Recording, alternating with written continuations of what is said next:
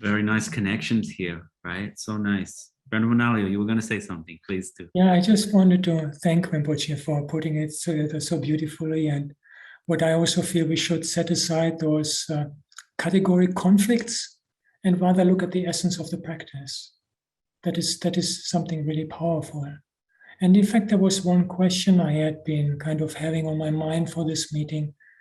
I have recently read the book on Mahamudra by Gawang Rinpoche, which is based on Bokar Rinpoche's commentary on the Ocean of Definite Meaning by the Ninth Karmapa, Wangchuk Dorji.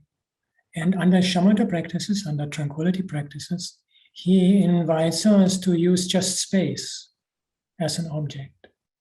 And this resonates very much with my own practice and is something where I would just be very grateful anything that Rinpoche might be willing to share, using space, boundless space, as an object to build up concentration, tranquility, rather than having the breath or any kind of defined object.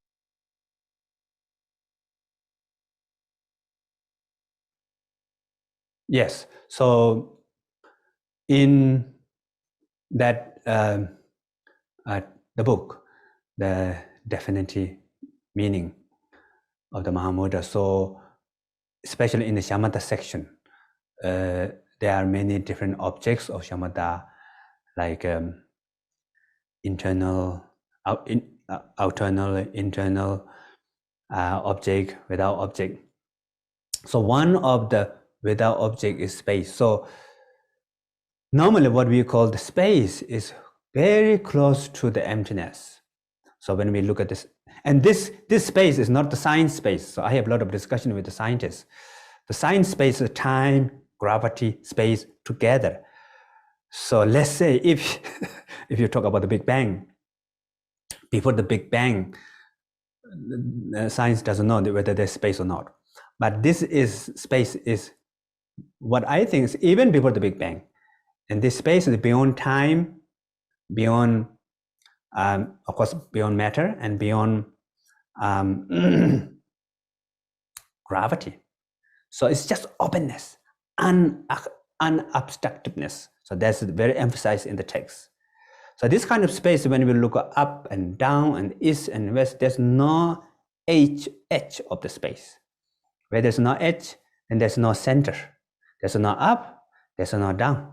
There's no direction, no south, no east, there's no, so completely beyond. Yet, because of that space, we all are here. Everything is possible. Everything is welcoming. Everything is allowing because of the space. Without space, we cannot have this communication. We cannot have this conversation.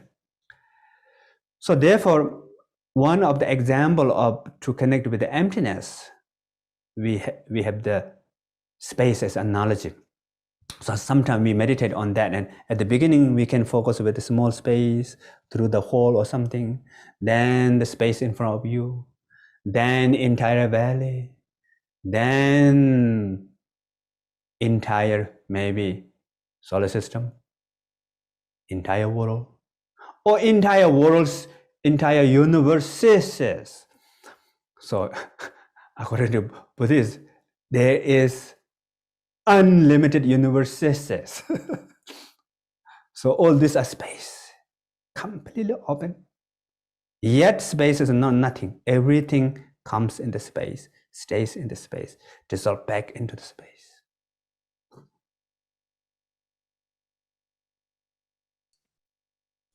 Thank you so much, Rinpoche. This creative dimension of space was something I had not been so aware of. That was very helpful.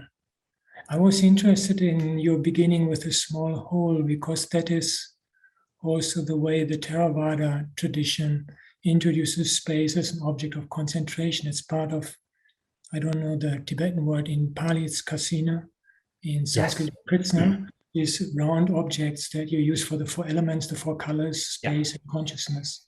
Yes, we have that. We have in the Abhidharma, Abhidharma Kosha. So what we call separated things in. So it's kasina, 10 kasina. So colors and the four elements. So sometimes we look at the color or whatever and then close eyes, memorize that whatever color or the earth disk. And eventually you let go of that object. So concentrate on only mental image. Then we make this bigger, bigger, smaller, smaller. And as the concentration becomes stronger, stronger, actually we will achieve the jhanas. First jhana, second jhana, third jhana, fourth jhana. So when we achieve the fourth jhana, then you let go of color. Then what happens? You see limitless space. Yeah. So that is the limitless space of meditations. I think this is the fifth kasina, I think. So something like that, we have that practice also.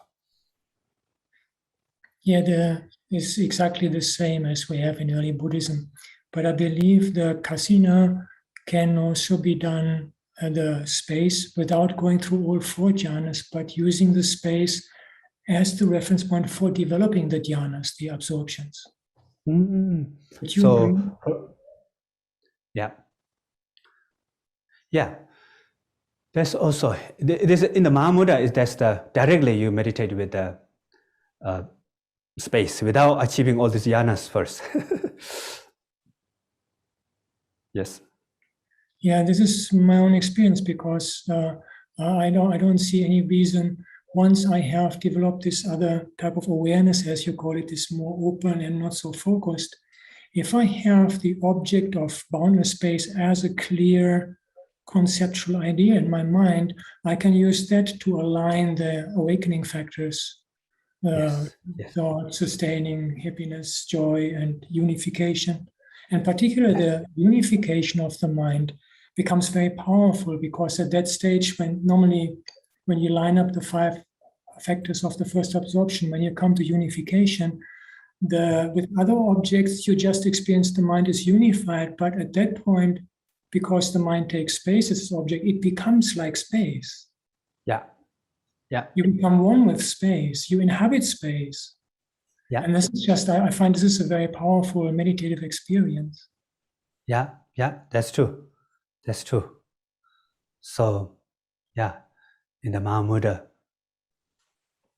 although at the beginning, it is what we call concept. Yeah. Of course, you cannot have direct experience of space, but you are imagining space, more like at the beginning. But then later, we can let go of space. So be with the mind itself as it is, the true nature, the real, the mind itself. In that moment, and what is there is a mere awareness. So that mere awareness is no direction, no up and down, no front and back, no beyond time, beyond matter, beyond subject and object. Yet, all these things can occur there. So you can still walk, you can still see, you can have all this, what we call compassion may come. It will come all the love, awareness, wisdom, all this may arise within that. But although many things can arise within that state, at the same time, that state is totally beyond. Yeah. Beautiful, Rinpoche. Now, I also understand that aspect of creativity. It comes from having gone to consciousness, to Rigpa, whatever you call it, and then looking back on the space and seeing that it has the same creative potential on the material dimension. Makes perfect sense. Yes. So that's what we call, if you cannot go beyond, then you cannot really fully with the reality. Yeah.